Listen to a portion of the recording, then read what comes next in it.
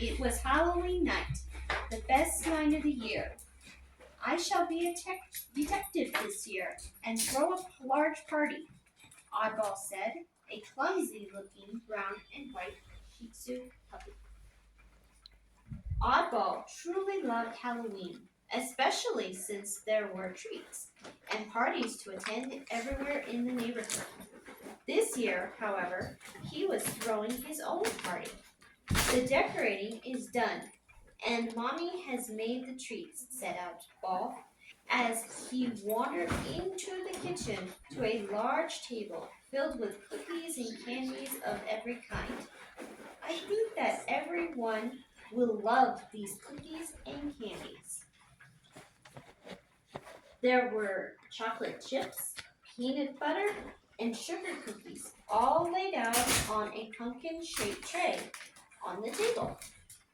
The candies were also on the table in a large red bowl, filled with great treats. Oddball smiled wisely, praising Mommy, and hurried to the door as it rang, signaling that his guests had arrived. Those are the cookie tray. We have cookies on. Welcome, everyone, Oddball shouted to all his friends as they filed into the room one by one. The party will be in the living room. Yep, you're all coming in. Oddball led the way to the living room. His many friends, Brandy, who was dressed as a witch, the great Professor Regis, dressed as a ninja, and his sister Gracie, dressed as a princess, and taking up the rear of this gang of multicolored Shih Tzus was Friday, Oddball's younger sister, also dressed as a detective. Oh, that explains there. This is going to be a great party, said Oddball, as he turned on the radio to play some of the music for the dancing. The treats are coming soon, so let's dance and play games. The box was Let's see. He's turning on the radio. It was a great flash. The music began to play, and everyone joined one another on the dance floor, swaying to the music. Then, after a while later, they began to play games. They played pin the tail on the paper donkey and bobbing for apples, Gracie having won at the bobbing for apples game. As these games went on, Mommy went into the kitchen to grab the cookies. But when she went into the kitchen, she shrieked. "Oh no," said Mommy, running out of the living room. "Someone has stolen some of the Halloween treats. The cookies are gone." "Gone?" Oddball asked. "Yes," said Mommy. "They are completely gone from the table. Not one cookie is left." Yeah, everybody's running around. Oh my goodness.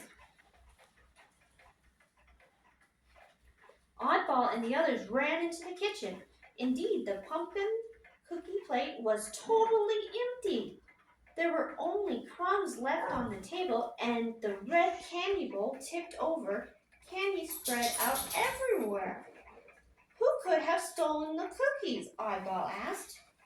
Oh my goodness, look, they're empty. Goodness. "I'm not sure," Mommy said. "I better investigate," Oddball said, whipping out a magnifying glass. "We must find out who ate the cookies."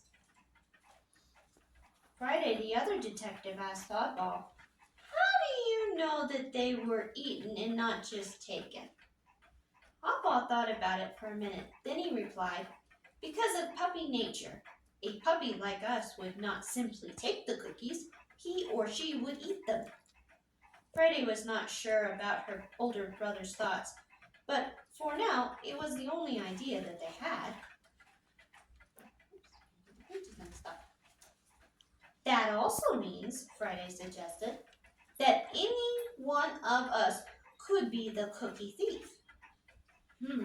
"Oh yes, That would be the most logical conclusion, Oddball said, as he sniffed around for clues. Mommy, who was in here besides you? Asked Oddball. Everyone, said Mommy. You came in for water. Gracie asked where the bathroom was. Professor Regis came in to get the apples. And Friday and Brandy came in to ask when the cookies were being served. Oddball thought hard for a minute.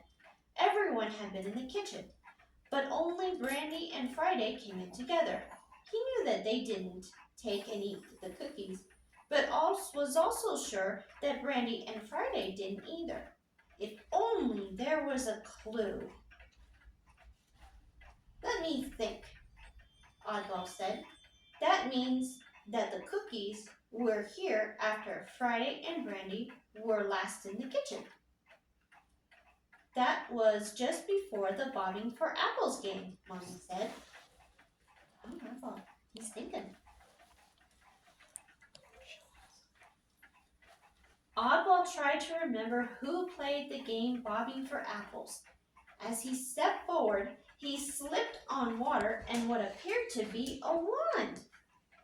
Oddball whined and then picked himself back up. He looked at the wand very carefully. It was a part of Gracie's costume, but he hadn't remembered her carrying it into the house. He showed the wand to the house guest, who immediately suggested Gracie ate the cookies. He found the wand.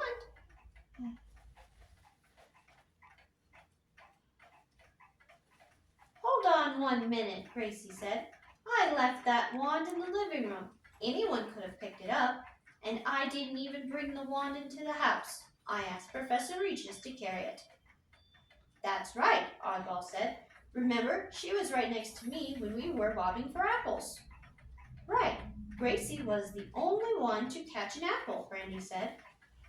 Oddball thought about it carefully. Who was not at the barrel of apples? Mommy, Oddball asked, are you sure that no one came into the kitchen after Brandy and Friday left? Mommy thought very hard. Then she remembered something very important.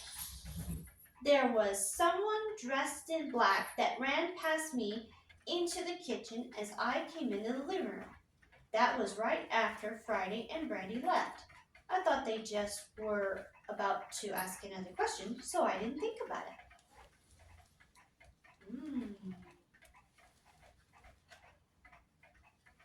The clues were starting to add up nicely, and finally Oddball announced that he had solved the case. He cleared his throat and asked one final question. Where is Professor Regis? Everyone looked at each other.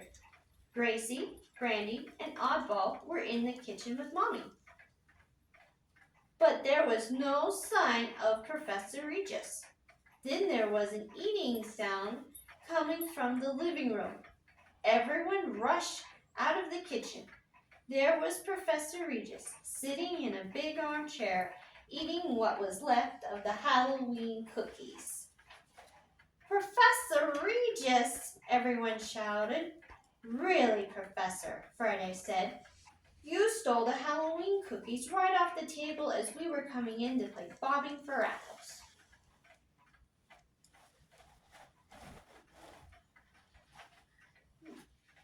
That's right, Oddball said. Remember, he put the apples in the barrel. As a result, he got his costume wet. That water made the puddle on the kitchen floor, the water from his costume. Then he climbed onto the kitchen table. Then as he climbed onto the kitchen table, he dropped Gracie's wand, the same one he carried in for her. Professor Regis snickered. That was indeed how it happened. Mommy, Brandy, and Friday went out of the kitchen, and he walked past the girls and snuck in without Mommy seeing him, just before she came out for the bobbing for apples. Professor Regis, Brandy asked, what do you have to say for yourself? boy, Professor Regis said. These are the best cookies a ninja could ever have. All the girls looked at one another and sighed. Mommy giggled and went into the kitchen as everyone gathered around Professor Regis. Well, Mommy declared, carrying out another plate, I guess it was a good thing that I made more cookies. Everyone turned towards Mommy and jumped for joy. The cookie mystery had been solved, and there were now more cookies to eat. Everyone devoured a cookie, being sure not to share with Professor Regis, who had fallen asleep, being filled to the max with Halloween cookies. And what do you say to yourself for being the Halloween thief?